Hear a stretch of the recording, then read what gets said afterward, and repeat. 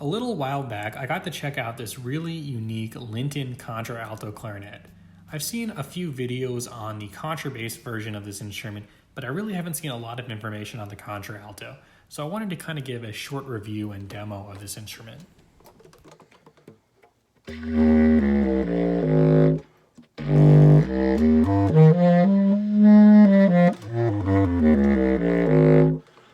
Now, the first thing you can tell is that I'm really struggling when trying to play the instrument.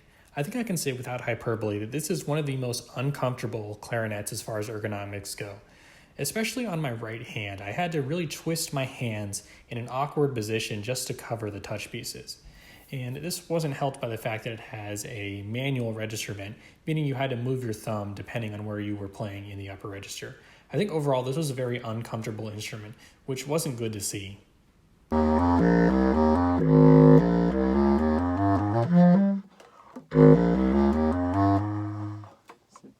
The biggest frustration when trying to play this clarinet was the fingering system. The majority of this instrument is Böhm system, however the pinky keys for the right and left hand are arranged more like a saxophone or a simple system clarinet. So a lot of the fingerings that you normally use on any other standard Böhm system clarinet wouldn't work. So like for example, clarinet B, you have to hold down both the B and the C key. And of course having the double manual register vent made it really frustrating to play in the upper register.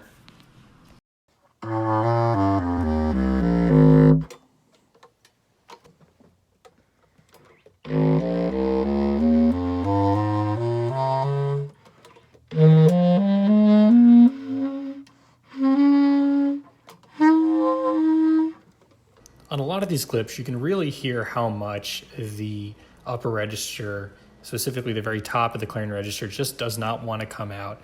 Part of this was because I kept messing up and hitting the wrong register vent, but a lot of this was just the instrument fighting back. As far as I could tell, there was no leaks on the instrument, but it just did not sound like it wanted to play up there.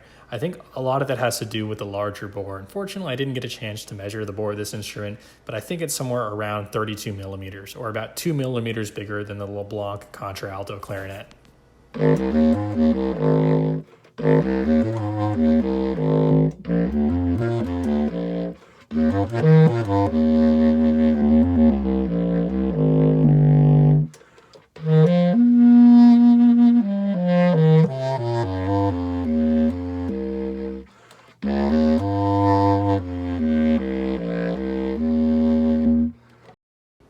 I think one of the best parts of this instrument is the beautiful smooth tone you get, especially in the lower register.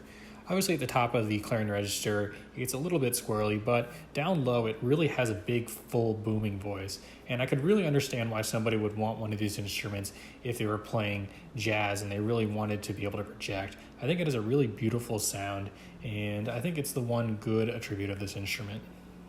Thank you everyone for watching the video. I apologize how rushed this is and that the playing isn't very good, but unfortunately I really only got like a few minutes to try this instrument and I really didn't get enough time to become comfortable with it.